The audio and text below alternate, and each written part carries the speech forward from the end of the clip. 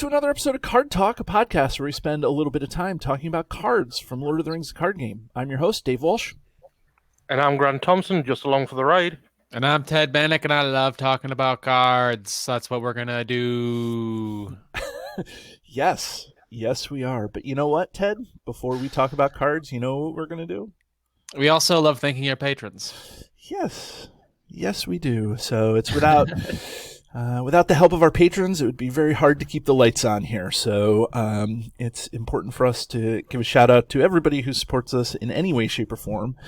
And if you're interested in supporting us, please feel free to go to patreon.com/cardtalk2018 and anywhere from $1 on up, we'd be happy to take up to $1 million. After we get up to $1 million, then we get a little embarrassed. But after that, but I do want to thank Daniel, David, Jason, and his wife Sarah, and Joseph, and Justin, Kyle, Lewis, Mike, Dominic, Phil, Rob, Robert, and Sean. If you aren't familiar with Jason, you should go back to our Couples February and take a look at what Jason and Sarah did when they talked about Khalil tonight, or not Khalil tonight. They were on a long time ago, last month, and see what they did. But Jason and Sarah became patrons, and we thank you so much for everybody for all your help and hard work that you do for us. So, but enough about the patrons. The patrons aren't here to hear us thank them. Maybe some of them are, but what they really want to hear is the content. And we're happy to have on the show tonight maybe a slightly different guest, somebody who is very active in the Reddit community and mainly posts most of his work on Reddit. And this guy goes by the handle RiddermarkLord on Reddit and is responsible for probably really swagging up your card collection if you follow his alt art collection. So Mark is his real name, and we'd like to thank him for coming on the show. Mark, it's good to have you on. David, gentlemen, thank you for having me on the show. Our pleasure, mate. Our pleasure. Yeah, I mean, everybody on Reddit knows when did you first start posting your alt art on Reddit? I mean, I hate to get into the hard hitting, reporting right at the very beginning, but I feel that's like what we do. Yeah, right. No, hard hitting here at Card Talk. It hits hard. Yeah. About the end of September, early October, it was right after the break was announced from the game, and which we were all sad about. And I thought that the community, Card Talk, Reddit, has given so much to me that I wanted to give something back just to make sure that there was still interest in this greatest card game of all time. And so I said, hey, I've got a bunch of alt art cards that I've made, and I wanted to share them with people because I had fun making them. And the thing just kind of grew and took on a life of its own. And now I'm putting about one out a day because I just have so much fun making these things, and I just have an endless amount of ideas for new cards to do. So it's been a lot of fun. Yeah, I mean, I remember when I was at the Con of the Rings, which was the first weekend in October. But even then, at the very beginning of your run, the quality of the card that you were putting out was amazing, and there were people who have been making alt art cards that were talking about the quality and the care that you take in putting out these cards. So, I mean, right from the very beginning, you really made quite an impact on the community. That's very humbling. Thank you. I wasn't able to make it to Con of the Rings, and it's just incredible that people had thought so highly of it. Really, I'm just doing it for fun, and I do love to pay attention to quality and detail, and hopefully it shows up in the work that I've presented. I would guess that 99% of the community really appreciates the work that you put into this. And the other 1% are just jerks. Yeah. I don't know. Every art's got its critics. My comment always is, I don't draw the art. I just modify it. And some of these are highly modified, but it comes with the turf. And, I've been on Reddit for many years under many other different names. I know how it goes. But as a whole, I'm glad everyone enjoys it. But I think the most important thing is I've had people tell me that they just look forward to seeing it every week. But as long as they keep coming back to our game, I'm happy because that's what it's about. Yeah, I mean, it's kind of and you offer your alt arts up through a Flickr account, right? Like you're not possessing these and having people like buy them from you or anything. You offer them up willingly to the community. Is that correct? Yeah, it's fan creation, and then of course, I have to respect intellectual property. Certainly, Sure. these aren't yes, I originally modified them, but the original work's still owned by many great artists. So, and of course, we'll have to offer it up for free. But yeah, it's there. If you enjoy them, download them, look at them, print them if you like for your own personal use.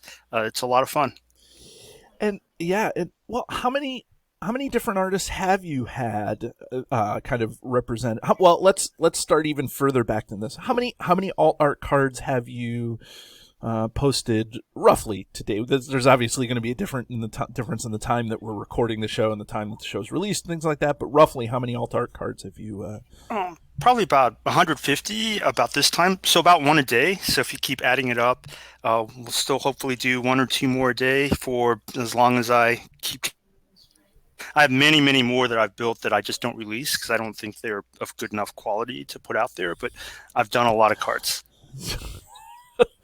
Well, Okay. how many do you have in your like in your back pocket that you haven't released? Whether you haven't gotten to release them yet, or you're saying, "Well, I'm just never going to really release them." Did you just ask Mark what's in his pocket? Yeah.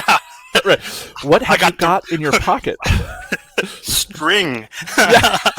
Or nothing. Or nothing, right? Yeah. Yeah, probably about 40 or 50. And I literally have a library of thousands of art files that will probably never get used, but I draw inspiration from a lot of sources. And if I see a neat picture on the internet, I'll download it. And maybe someday it'll be used for something or maybe not. But at any given moment, I probably have 30 or 40 sitting around. And I always have another 30, 40 ideas floating around in my head. Isn't that the worst but best part of this game? Like, if you're a deck builder, you always have like 30 or 40 ideas floating around in your head, or if you want to play certain scenarios, you're like, oh, I want to play this scenario like this way and see how this works. Or for you, you're an artist and you're like, you're like, I have like 40 ideas floating around. It's like it's the best of times, it's the worst of times. It is, right? And I love the game too. So right now I'm trying to finish up the core set because I'm trying to redo the whole game in progression style with nothing but alt art cards. And so I'm almost there. Yeah. So and then now when I want to make decks, I'm like, shoot, this deck would be fun and it could have nice alt art. So then I hardly get to playing. I just keep building images. Yeah. Well, that's the sin. Like, you only have so many hours in the week. And obviously, most people have to work or support a family or, like there's things that people have to do. Oh, yeah. So you can't just, so you spend your time building a deck and all of a sudden you don't have any more time to play, right? So it's like, it's like, what do you do? First world problems, right? Yeah, right. Good Exactly, right. I did want to ask you a couple of questions about some of your earlier releases because I think that this speaks to the quality of the product that you're putting, and not product for sale, but just the end product that you have. Could you kind of go through that original first series that you had a little bit and talk to the listeners about that Unexpected Courage?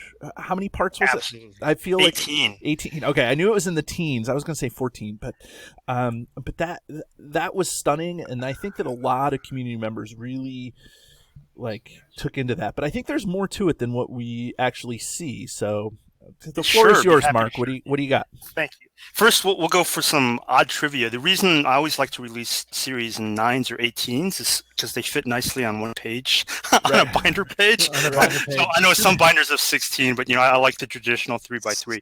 Yeah, But spoken like a true card player. exactly, right? I've been doing CCGs for 25 years. Don't tell anyone how old I am. So I've been playing them since Magic the Gathering came out. So yes. But how Unexpected Courage came about was one of my most favorite characters in all of the novels is Éowyn. And of course, her showdown with the Witch King is epic. And I was looking for one card to represent that battle. And I just could not settle on one. And I said, heck, I'll just make a series out of this. I'll take 18 cards. I'll try and find, if you look at it on my Flickr page, if you look at them in order, 1 through 18, flavor text actually tells a condensed story of Éowyn facing off against the Witch King all the way to its conclusion. And I was actually able to find what I thought were some of the best works of art to represent each of those scenes. And I had so much fun making those. And of course, gameplay wise, that card, you can never have too many copies of that card, right? So 18 versions of it's great, and you're not looking at the same old card, fighting off the spider every time. You can have some variety in there. So that just kind of all came together, and thus the series was born. And it's just been a blast to make. I printed them all out, and they are a lot of fun to play with as well. Yeah, I was going to say that I think that I can't speak for the whole community, but I think that those as part of the I can't speak for the whole community, but I will. but I'm going to. Right. Right. Ted, shush. I'm not gonna speak for the whole community, but I'll speak for Ted and Grant when I say this. No, but I think like for those people who look at the art, sometimes you become art blind, if that's even a term, to those really great pieces of art, but you're just used to seeing it all the time. So Test of Will, Unexpected Courage, Eowyn, Steward of Gondor, like all these cards that you use all the time, they're phenomenal pieces of art, but it's hard to take any more out of them once you've seen them and you've played with them in every deck all the time, however many times you play the game. It's just so to refresh this and have something that tells the story is really, really a bit of inspiration that speaks to the care that you have for the cards in the game. You must have been rifling through my computer files because you mentioned Steward of Gondor. So I have 30 or 40 cards pre-built. That will be my next series. I have another dozen of those already packaged and ready to go. Is it a dozen or is it 9 or 12? Or 9 I'm trying to get it to 18. Okay. It's I will. So Okay. just to clue you in, it may be released by the time this podcast is broadcast. But basically, and this is an idea from one of my Reddit posters that suggested this to me, is that it doesn't seem very thematic to have an elf be the Steward of Gondor or a dwarf. Right. So can you do something that would be the spirit of the card, but have artwork and theme that would be more in line with whatever fact? And that's what I did. So there's a dozen built. I got another 6 coming. It's going to be great. And so it's like different races have different versions of Steward of Gondor. Is that? It will be, and the art will fit with them. And I even changed the title, and I had to go mess with the game text somewhat and say, look, this is just a copy of Steward of Gondor. So you can't put 3 of the dwarf one in your deck and 3 of the elf one, and have 6 copies in your deck, right? Okay. But it's basically just a thematic substitute, just for those that like to role play the themes, which I know is very, very popular. I'm sold. Immensely popular. It's a really neat project. I think a lot of people will latch onto that. Yeah, well, stay tuned, and or maybe we'll do another show about it later.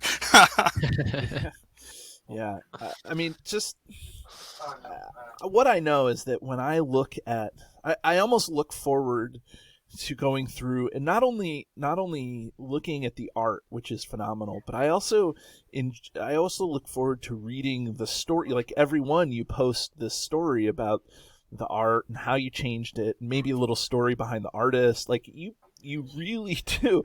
I can't get across to the listeners enough about, if you haven't seen it, how much care you have for the product in the game. It's just amazing. Thank you. I love it, and sometimes I like to share some lore that people may not know.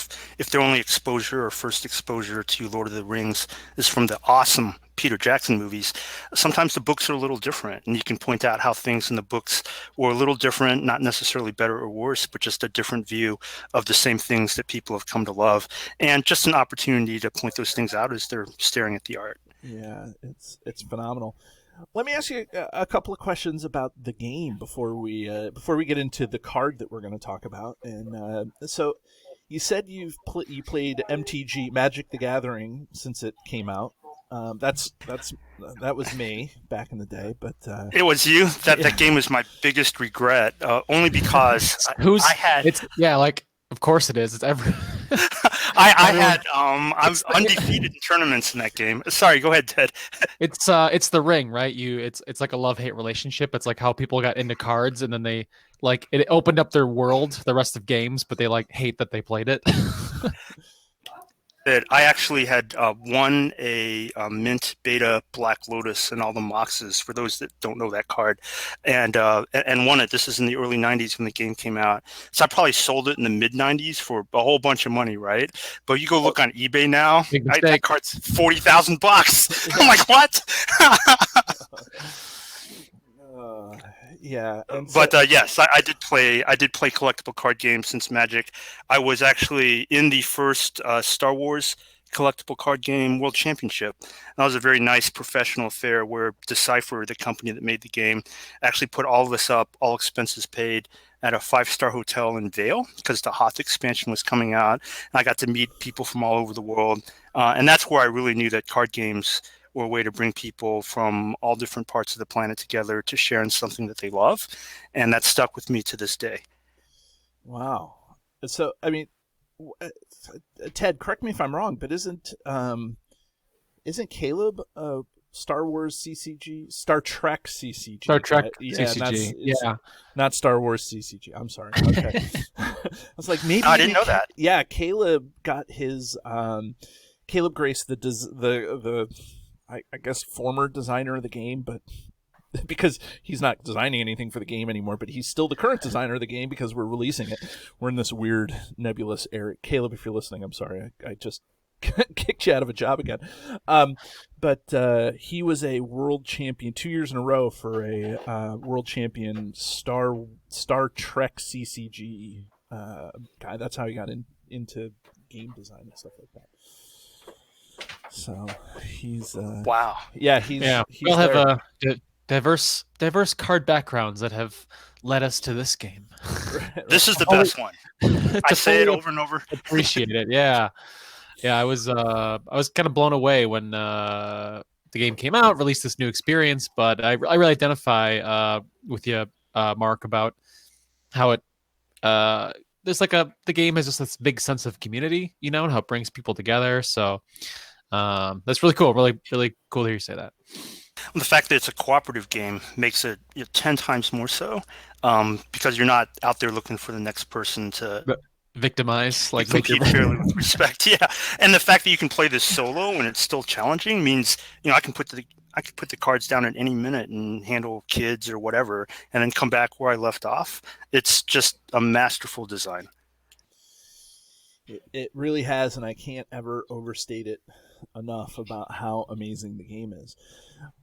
Is there any particular part of the game that you particularly love more than any other? Do you love the encounter sets? Is there an encounter you particularly love?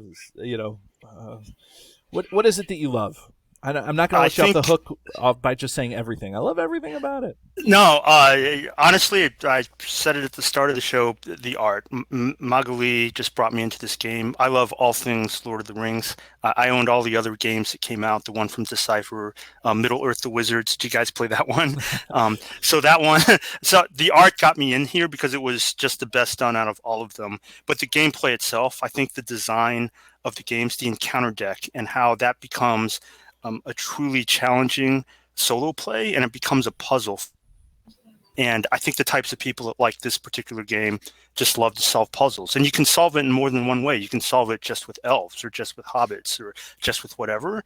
And that variety and replayability and the ability to have it all hold very true to Tolkien's world in terms of theme is just incredible. And that's what I love most about the game.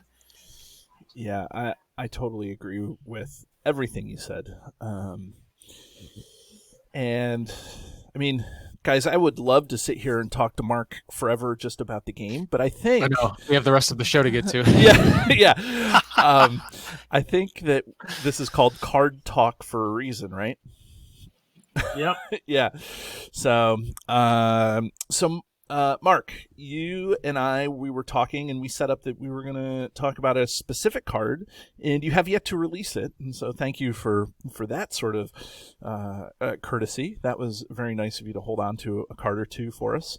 But you wanted to come on and talk particularly about a certain ally. Do you want to tell us which ally it is, and maybe read down through its stats and tell us what the ally does?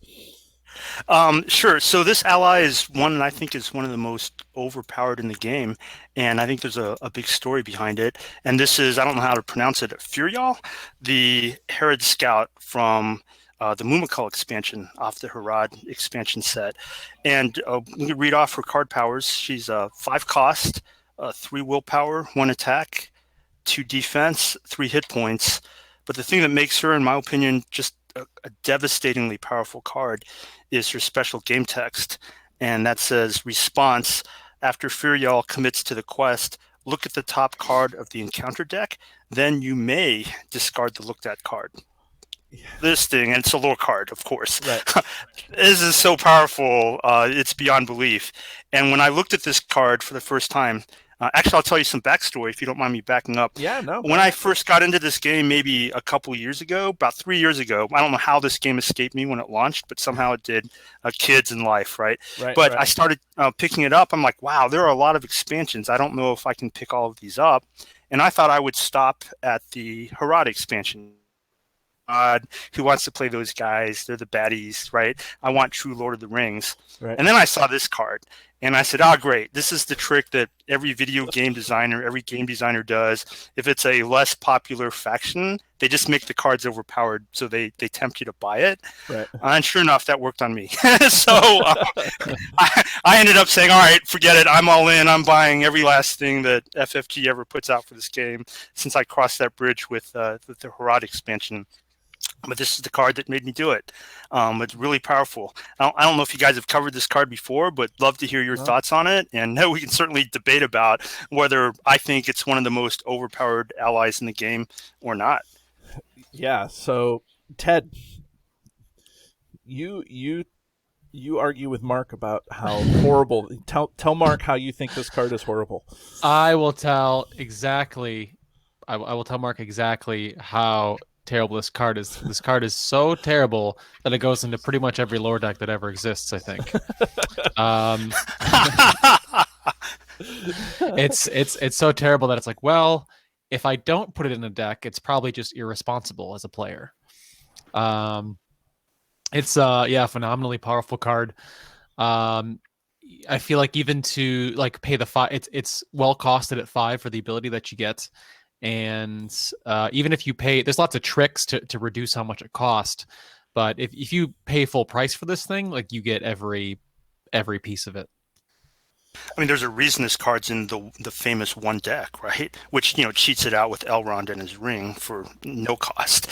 So yes, this thing's super powerful even at full cost. And when you get a discount, it's even more ridiculous. Yeah. So Grant, what do you think of this card? I think this card's amazing. As being stated, it goes into pretty much all types of decks that has access to the lore sphere. That ability to discard the top card of the encounter deck if you don't like it. It's amazing. I mean, I've generally run out in 90% of my decks has Firial or Jabber in. Because of the fact that they are probably the best costed out of the 3 for what you get. Yeah, I mean, when I look at this card, and I'm looking at Furiel, I mean, it's got just about everything that you want. It would be a whole different story if she had 1 willpower and it said when you commit to the quest, do the thing that you were going to do. That would be maybe a little bit if it had 1 willpower and 3 attack. Like Northern Tracker, where it's like, Yeah, or Theodred or Thalon, those core set cards where you get a bonus for committing the quest. But now this card, you have 3 willpower, and so she wants to commit to the quest, and then you get that discard ability. Like, that's just nuts. Like, that's just totally nuts. I think that you the reason why you hesitate to play her is because she's 5 cost. Is she worth 5 cost? Of course the answer is yes. But if you're running a solo deck with no tricks that's got 3 sphere, like a tri-sphere solo deck, like you may think about not playing her. How are you going to generate 5 lore resources? I don't know. I mean, there's not much of a case for not putting her in a lore deck, but there could be. What's her biggest competition? Let's take it from there. Like who? I'll start. Probably. Oh, go ahead. Go ahead, Grant. What did you say? I said Denethor. That's what I was going to say. Yeah, Lord Denethor, right? Like, right? Ted, do you agree with Lord Denethor? As far as in terms of like ability, yeah, yes, certainly, yeah. Yeah, but Lord Denethor is so much inferior to this, right? Because Yeah. so they both exhaust to do their thing, but in Furial's case, she's exhausting for, like you said, the 3 willpower to the quest, and Denethor just kind of exhausts, right? Exactly. And that's He's too tired. He's too tired. Yeah, He's like, running Gondor, tiring job. Yeah, Can't looking do at the anything pounds else. there too long. I'm tired. I'm gonna eat some tomatoes and go to bed. Mean. I get that. that's good. Yeah, I mean, How about Hanemarth? I mean, but Hanemarth you just get to see. But the thing about Hanemarth That's right. is that it's worth 1, and so it fills a different niche in here. This is a power ally. Like if you need the extra defense or attack, well, you're probably not going to use her to attack. But if you need a defense, something comes up. And you need... Nope, it's too risky. Take it undefended and lose a hero. She's better than whatever hero you're playing. Wow. There's some merit to that. Is that true? I don't think so. Well, I don't know. So yeah, you look at application, and she's got the scout trait, which is not like a huge developly thing in the game, but you could throw her into a scout deck and play scouting party to boost her. Her ability too is for those solo players out there. Who's that, Ted? A certain Card Talk host I know. Although I've actually Grant's playing solo now. Yeah, actually I played a few solo games very recently. I've delved into a lot more solo games. Oh. And Furiel actually just went into a deck that I played like 3 games with, like recently. And her ability is immensely. It degrades the higher the player count is the downside.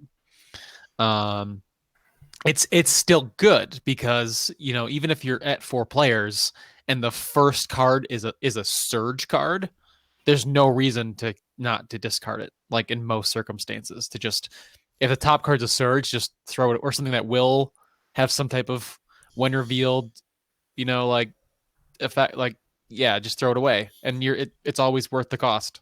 Well, I was even thinking of something even more recent that with the hero Smeagol, and you put 2 copies of Stinker. If you look and you see that you have a copy of Stinker on the top of the deck, you can put that. You can discard that card, get it out of there, and then what are the chances that the next card are going to be the second copy of Stinker? Well, it's going to be somewhere. In the entire encounter deck. Yeah, it's going to be like 95%, but I mean, it's definitely going to be Stinker. But I mean, the thing is if you know that you're going to get rid of one of those cards that you don't want to see, and you know how many of them there are, then like Sleeping Sentry, and what are some of those really nasty treacheries that just like kill a hero? Hummer Horns is one of those that you never want to engage. You can get rid of Hummer Horns if you're a core set player. Other ways, but you still don't want to engage him, so maybe you put that there. Yeah, I don't know. There's so many options. A hill troll, cave troll, a Nazgul from the Black Riders. Yeah. I'll say her other weakness, if we compare her to Hanemarth,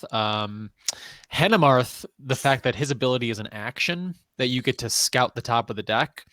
If you're playing again stronger low player counts, so especially in solo or even in 2-player, you're like, okay, the first card's going to be an enemy with 2 threat, and it lets you kind of help calculate how much willpower you need to send, especially in solo.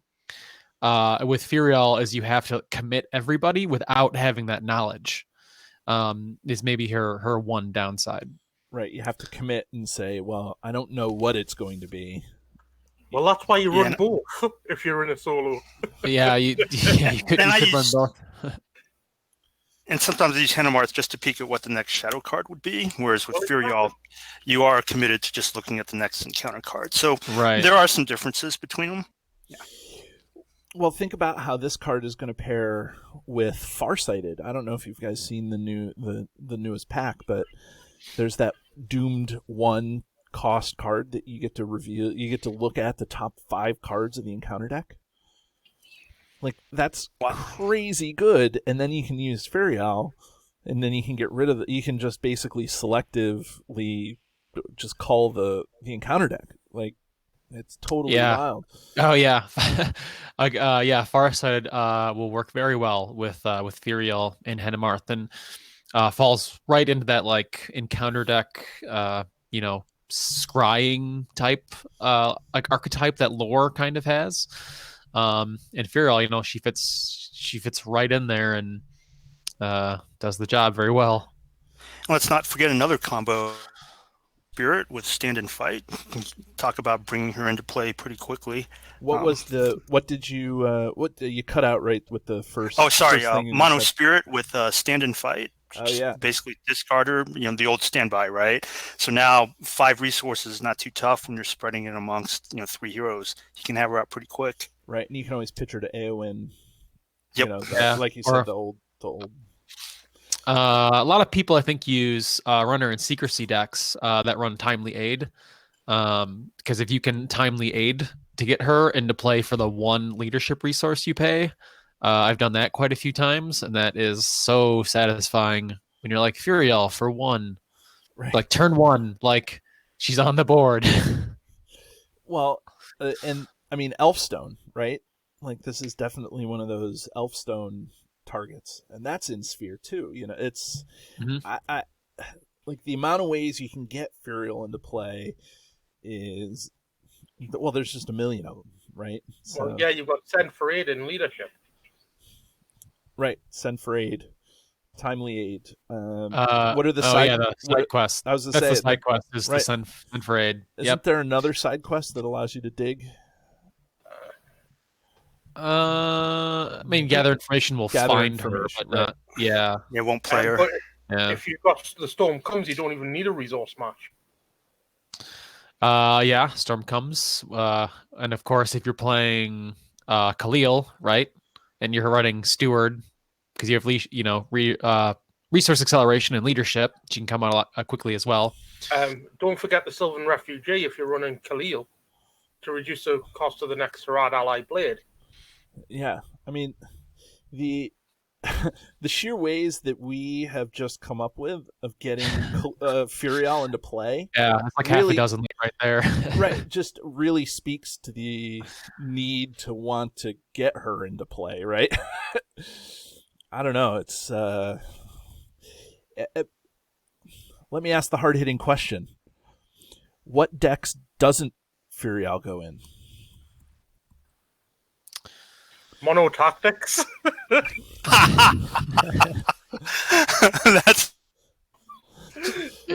It's hard to find a deck where she wouldn't be valuable. True. Yeah, there's I think can Tactics pull out any card from other spheres? I don't think we've got anything like that. So I'll answer. I'll do a trick answer to your question. Okay. Any thematic deck would Right. not have her. Yeah, Yeah. sure. And so that's That to my isn't point Harad. where they made her overpowered because nobody's going to play Harad otherwise, right? Right. I mean, and she can get all sorts of buffs to her willpower, and she's really good in a fellowship deck, when you're trying to pull out cards for the fellowship. And she definitely is a super versatile deck. I will say, to Mark's point, that she is definitely not in my Sylvan deck, right. It's just not. Yeah, like if you build a dwarf deck, same thing. Like she doesn't get the bonus because of her trait. So if you're playing any other, Dale deck, any dark deck, there's any other type of focus, it's just kind of a waste of a slot because there's a lot of competition in those thematic archetype decks. Right, especially if you're playing solo. I think that, and Ted, you made a good point about, her losing her steam a little bit on that response. But sending 3 willpower to the quest is great multiplayer anyways. But if you're playing solo, there's just a lot of competitions for those cards to do the things that you need them to do. So it's hard to play solo. Mark, how do you normally play the game? Are you a solo player? Are you a multiplayer? I am solo mostly, only because at this stage of my card game life evolution, it's just harder for me to find time to coordinate with people to play, especially, physical face to face. I know there's OCTGN and all that for this game, but I also like the ability just to put down the game at any moment and get on with my life. So it is solo, and that's what I find the most refreshing about this game because it truly is a challenging and exciting solo play. Yeah, it is. It is. It's totally great. I mean, and well, I guess while you're here, and we'll get back to the card a little bit, but I did want to talk to you a little bit about your alt arts. Now you have two alt arts, and if we're really looking at, I guess I'll call it I'll call it the first one here. Let me. Oh, who's the artist? I have one by. It's interesting how I find these artists. Some of these are from the most remote corners of the world. So there's one from Da Kanjung, and the other one I'll call that one Battle Furial, and then the other one's more of the Subterfuge Furial. Right. So the Zerui Wang. Okay, that would be the Subterfuge, right? Right. Yeah, go ahead. What do you want to know about that one? Well, These were a lot of fun to make. Right. I mean, first of all, gorgeous, right? Like this really fits with the theme of the game. And as we're looking at that Furial, one of the things that I can really appreciate about this game and the artistry in the game is that like it's not over sexualized. You don't have these huge buxom women, but they can be beautiful. I mean, Arwen Umdomiel is one of the most beautiful hero cards in the game. Like it's just gorgeous. And here's another version of Furial, where it's a beautiful woman with these stunning green eyes just looking at you, but it's not overly, in your face about the sexualization of the card. It's just amazing. So, how did you find this card? Who's the artist? Was it specifically Furial that the artist was making, or like, what's going on here? Yeah, no, this card had a fascinating development history, so to speak. So when I looked at Harad, the nearest, and of course, Tolkien's world is loosely based on our real world in Europe. And as I looked at Harad, the nearest thematic partner I saw to the real world was kind of like Persia or the Middle East and Knights of Arabia type of stuff. Right. So basically started looking for those types of cards. And so that's where you see here with this Furial here. The mask itself, the red veil over her, totally photoshopped on from somewhere else. And the background for this original card was also different. And so this one you'll see in the card credits is from yet another artist, Angelique Shelley, who did a bunch of things for Harad and Umber. So that is specifically Harad and Umber in the background. And I always like to put little detail to let you know specifically that it's Lord of the Rings. And if you look at this card in the upper right, you'll see that black serpent on the red banner. Oh, yeah. That's definitely Harad. Yeah, and so that's intentional from the original artist. So the background is definitely intentionally Lord of the Rings and Umbar. The foreground and the character, totally not. I don't know what this person made it for, just decided to build a beautiful woman. And I thought it very much matched the spirit of Furial to me a lot more than the original card from FFG. Yeah, and there's nothing wrong with this is one of those that I was trying to say earlier about becoming like card blind. Like you play a card enough and you just don't realize how great it is. There's nothing wrong with the original art. It's really amazing. It's on both the ally and the objective hero, right? I think when you play that, it's an objective hero, right, guys? Definitely, and the ally as well. Right. And I borrowed the red veil, and of course I wanted to tie it back into the original, right? And that's where the red veil comes in.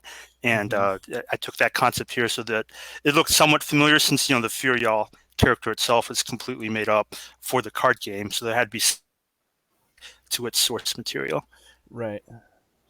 And then the second one, the battle Furial, what's the inspo there to To quote my Sure. 12-year-old daughter. What's the So I wanted to make two versions of her because this card's so overpowered, and there's different ways of being strong, right? You can be subterfuge and political subtlety, which is the other one. And then those of you who have been following my alt art cards on Reddit know that I really like this theme of more battle-hardened characters, whether they're spirit or not. And so this one was more in lines of that theme, that, wow, she's really tough. She's got 2 defense. She's got armor. This is actually more of an oriental type of take on Furial, and again added the red veil just to add a little splash and touched up the background, but gives you a totally different look while still being kind of the same. So if you're in the mood for a Furial that's just, more, she's got the pointy stick and she looks like she's ready for a big harsh fight, this is your card. But if you like one where it's more subtle, she's got more influence, this is how she looks at the encounter deck, then you've got the other one. But in either case, you mix and match how you like. I've got to say the second one actually puts us in mind of Mulan. They're, I love them both for different reasons. They are fabulous. And of course, I tried to pull in that color red from the original card just to tie everything back together. And I don't know, by the time this podcast shows up, I have some other ones. I have I call her her brother. I'm sure it's not Jubiar, right? The other overpowered card from the Harad set. I've got a beautiful one of him that hopefully you'll get to see either before or after this podcast that we'll release, and a few other Harad ones as well. So really done up the Harad theme right. But Furial is definitely the queen of the Harad cards. Yeah, I mean, it almost calls to mind a Middle Eastern or maybe even Northern African version of Eowyn.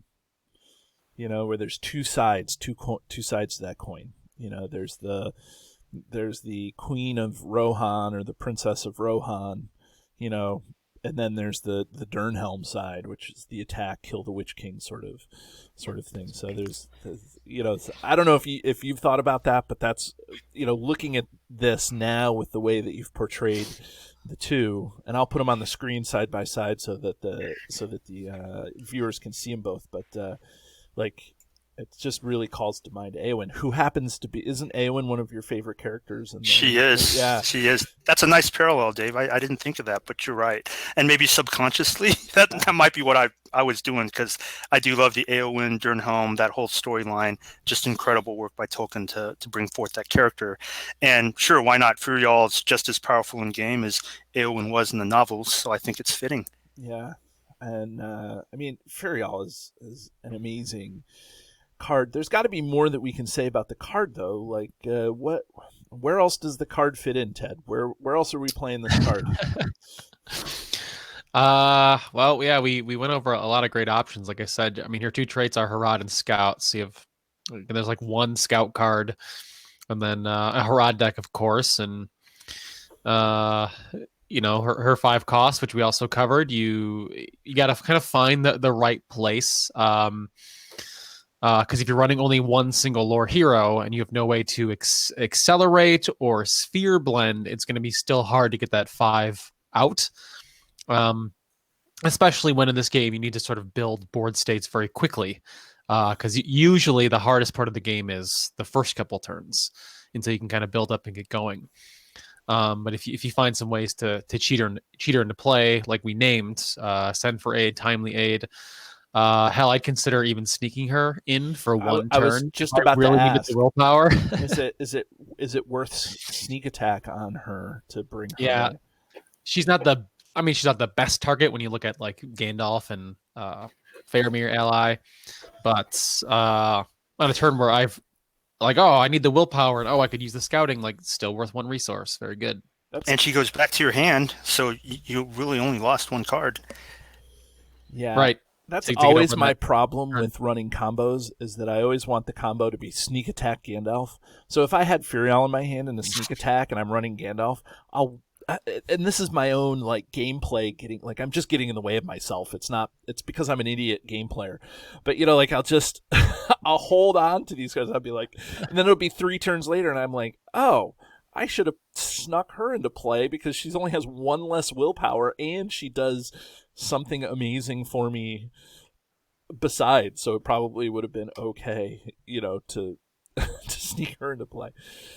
I'm, Where I think her strength is in mid game or end game. So, like Ted said, the tough part of the game is the early part where you're trying to get resources and cards out. But how many games have you lost where you've built up your board state, everything's going well, and then some disaster happens near the middle or the end, some treachery totally gives you a loss, right? Furial is kind of like win insurance once you've got everything set up and you've got enough resources to get her on the board.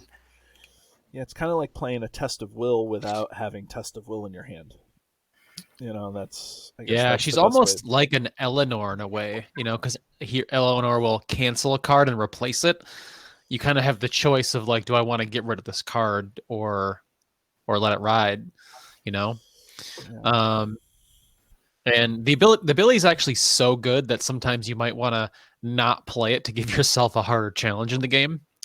Like if you, because you can build decks that will, get full shadow card control through like Erkenbrand or Inner Strength or Burning Brand. Does And you can what's that silver lamp? You hold the silver lamp up and you can cancel it with Gandalf, things like that. Right. Oh, Yep. yes. Right. And then there's ways to get really good encounter card control. Cards like Shadow of the Past, Hidden Way. We mentioned Denethor, and Henemarth. But if you really combo those things together, sometimes it can actually like suck the fun out of the game because nothing's a mystery. You have so much control. You have to build to that point, but you have so much control, especially in a solo game where you're like, well, it just becomes like math, where you're like, all right, 2, 3, okay, 7 threat, got to send this. I need 4 to kill this guy. I need 1 defender. Okay, all right, next turn, raise my threat. You just like quickly math it out, and then if you want to enjoy the game, maybe don't play it. Interesting. Although, to that math it out part, that is the only way I beat solo Dulcador. I had to know everything that was coming and math it out because that thing is just brutal when it's random. But no, I see your point. Can't take a lot of the drama out of the game, and it turns it into a puzzle. But for those that enjoy puzzles once in a while, not a bad thing to have. Just reduce it down to its core numbers. Hey, Grant. Yep. Are we running this and putting Sword Thane on Furial for any particular reason? I would. Well, I mean, for other... What would Grant do is the question. Right. Other than the obvious making her a hero, like, what does that get you? Well, obviously it gets you another law resource, but it also makes her an eligible target for some of the boosts that the heroes get. So, a Dunedain quest, for example, that could boost our willpower up to 4. What about Celebrian Stone? Is that a hero? Yes, it is. Yeah. So. There's a lot of different ways to boost Furial if she becomes a hero. It's not really a necessity, but why wouldn't you do it if you've got the resources there and the ability to do it? Right. Well, I was wondering. Yeah, I mean that's what I was trying to figure out. If it, the big knock on Sword Thane is that you spend 4 rounds recouping the cost of the cost of the card. So, is it worth putting Sword Thane on Furial for whatever reason? But I guess if that unlocks a whole host of attachments that can target her.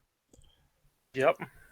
I mean, you've already said the fellowship contract, which essentially makes your allies heroes in a sense, because they get that boost. So with that in play, you don't really need Sword Thane. Right. What are some of the other contracts? Do any of the other contracts, guys? Does that work with Furial specifically, or like okay, not the 3 hunters, not the Grey Wanderer? What about the burglar contract? Does that get the Sword Thane in? I'm not sure. Well, the Sword Thane would have to go into the burglar deck, into the loot deck, and so it couldn't. It's not an item, right? So it can't fit into. Oh, right. So it wouldn't fit in there. So I guess Fellowship is the one. No known contracts. I mean, a Fellowship 100%, right? Like she's a unique ally. Yeah. lots of ways there. Burglar's Turn, because of her ability, you want locations in a Burglar's Turn deck. Right. So you scry an enemy or a treachery, you're like, nuts to that. You want locations. Right. She currently resides in one of my Grey Wanderer contract decks, but that's just because she the hero, like I'm running a lore hero. So in a Grey Wanderer contract, you cannot play. The first part of it is you don't need a resource match for non-unique cards, and she's a unique card. So you're gonna have to be playing a lore hero or have like a Song of Wisdom. Right. But she helps give you that boost, just so she fits there pretty well. Right. Earlier I said that it doesn't go into a Grey Wanderer contract. I don't know why I was thinking that. Of course she fits into a Grey Wanderer contract. What's the newest one? So one there's copy. What was it? Council of the Wise. Okay. Right. And she'll probably go on that deck too, again, depending on your heroes. But that deck, you only get one copy of each, so you're only going to have one Furiel in there. And for that deck, you're going to be looking for lots of cards, because you can't run. So she'll probably be a one of in those decks that run lore heroes. Right. And the rest are mystery. I know. Mark, where do you play Furiel? I mean, we've talked about the card and how it works, but hey, you're the guest. Tell us Tell us your magic here. I just like I basically the reason I got into Furiel is the one deck, and so I know it's a I don't know what the popularity of that deck is amongst the community, but that thing is just an amazing piece of work. And if there's I've always wanted to create a deck that could beat all comers and everyone to the punch, as he normally does. So that thing goes in there. But I think I'm with Ted. I think I sometimes like the challenge of not playing her. She goes in my deck that looks like my alt art pile that just goes, oh, that's a pretty card, because it does take a lot of the drama out of the game at times. And at this stage of my life, in terms of playing CCGs, I look for the challenge more than anything. And while I can admire the card and I know why they built her so powerful and she has a lot of uses, it's almost one of these where I don't touch it. I don't do Elrond that often as well, for the same reason. Right. Yeah, I'll play Elrond, for example, but not play Vilya. Yeah, just to make it fair. Yeah, just to be like, well, he's he's got good stats and other good abilities. It's not a Vilya deck. He's just there to for his other stats and everything on his traits. I find it hard for you, Ted. I find it hard to believe that you actually do that, Ted. That you have an Elrond deck that has Vilya not in it. No, it's my current it's an Elrond. It's more of a Halden deck, and the lineup is Hero, Arwen, Halden, and Elrond. And there's so many attachments in there for Halden that I'm like, well, I don't want to Vilya off a one cost Elfstone. I gotcha. It's just not worth it. But there are points in this game too where you get really frustrated because certain scenarios are just more difficult. You get really frustrated, there's so much, you get so frustrated, and this is one of those cards, or that one deck, it's like, all right, I really want to just beat this quest because I'm so mad at it, and she's one of the cards that will help you do that. If you're if your thematic decks aren't winning and you're just angry at the game for picking you're just losing, She's an anger management card. Yeah. I mean, and that's, I think, what did you say, Ted? Or what did you say, Grant? I said I've got to remember that one, which is an anger management card. Well, I guess we could sit around and talk about Furiel and alt art, and we could talk to Mark about all his awesome creations, but at some point we'll probably have to wrap up the show, right, Ted? Absolutely. As soon as I ask Mark where I put requests in, do I just go to Reddit and tell you what cards I want you to do. Yeah, just post or reply to one of my comments. I have, you never know. I've had people ask for requests. I'm like, oh, I already have a card made for that. I'll just make it the next one I put up there. Someone loved my Magali Aowen. She said, oh, can you do Arwen? Like, yeah, absolutely. I got that one built. Someone else asked me when I was into my kick on allies earlier this month. They're like, oh, I'd love to see your version of Treebird. And I got one of those. We'll put that up next. So ask away. Can't promise that I can do your vision of that card justice, but I'll certainly give it a look. Yeah. And one other question regarding your artwork. Have you ever considered expanding your artwork to a different format? When I see artwork, playmat is the first thing that comes to mind after the alt art. Have you considered? Yeah, I've got tons of custom playmats. Oh, God. But you've seen my boxes, right? Did you see my posts on the boxes? So I have. I'll have to repost it. I have. I'm staring at 12 custom-made encounter boxes. They're gorgeous. Probably 200 pieces of art combined amongst all of them. It has the cover of each of the expansions. It's perfectly sized to fit a sleeved set of encounter cards plus Nightmare. It's compact. It's perfect. It's got references for quest icons and all of that stuff. So I've done that. What David's holding?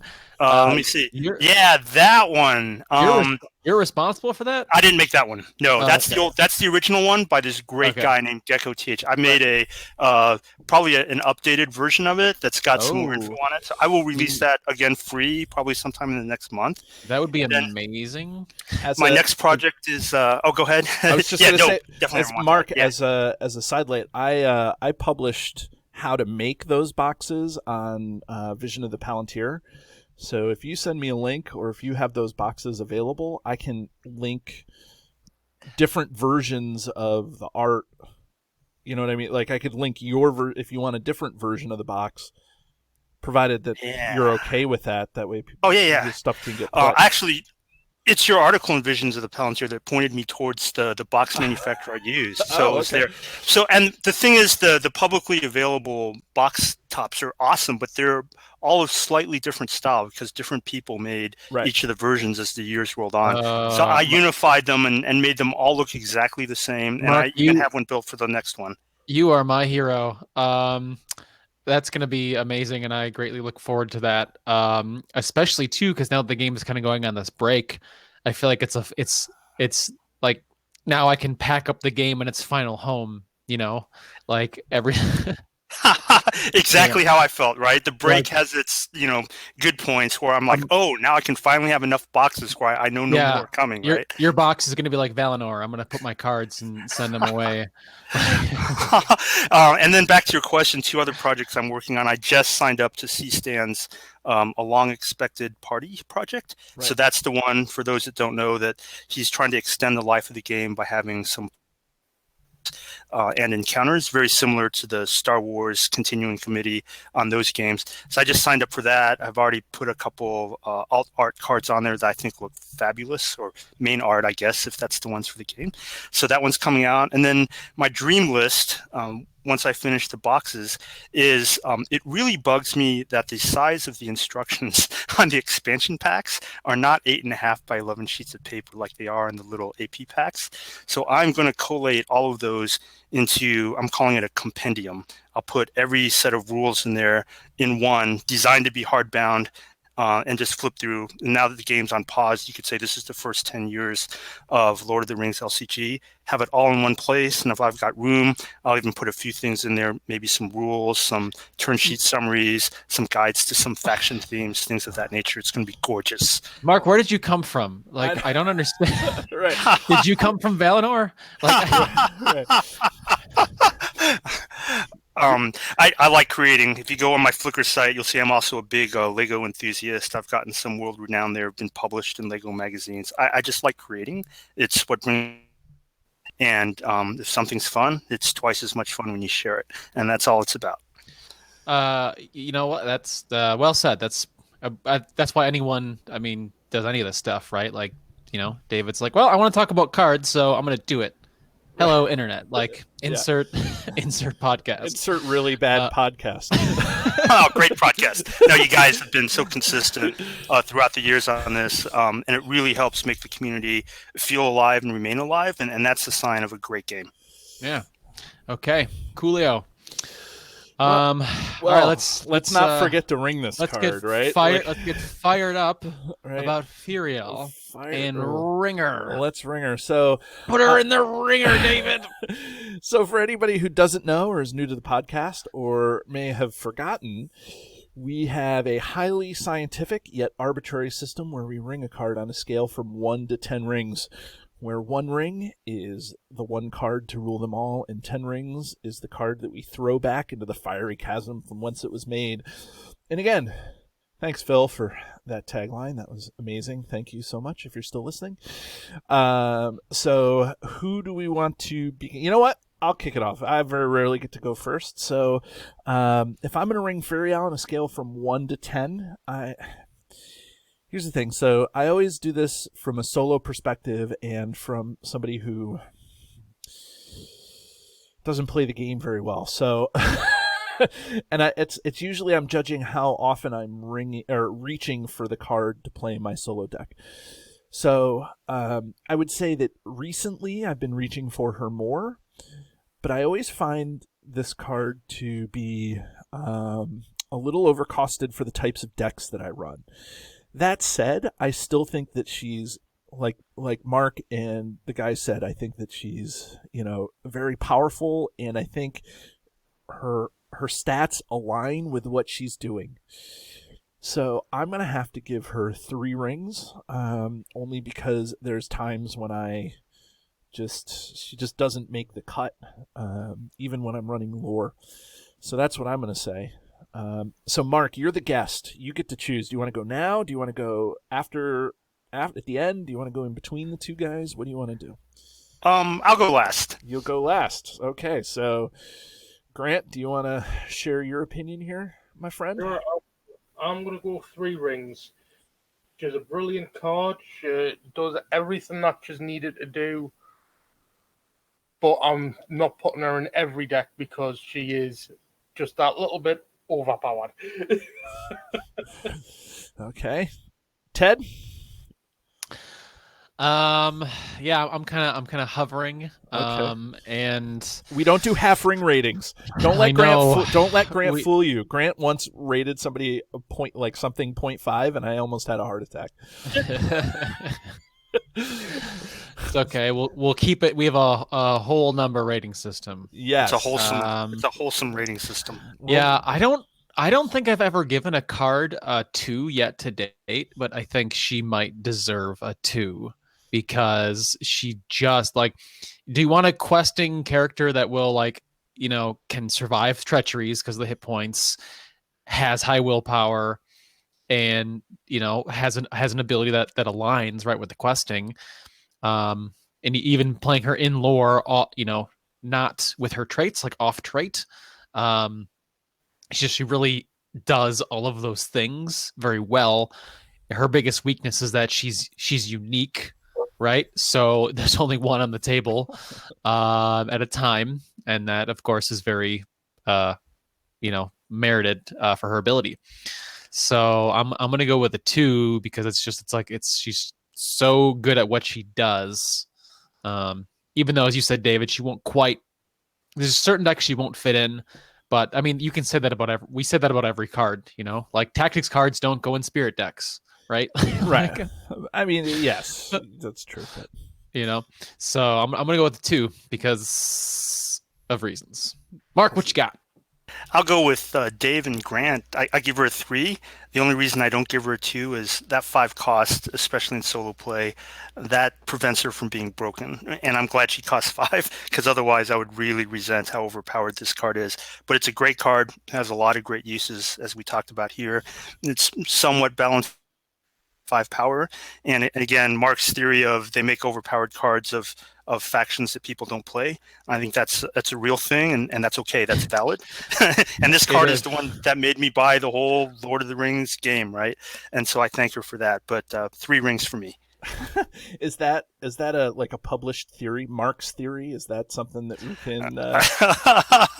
If you ever play video games, and they always have like the RPGs, and you see the class that isn't played much, invariably in the next big patch, that class gets all these special powers, right? And everyone's like, "Ooh, I need to play Class X." Right? It's been going on for as long as there's been video games. Right. That's really funny. Not even video games, even just going back to standard RPG games. Look at Dungeons and Dragons with all of their shenanigans that go on. Yeah, you're right. Yeah.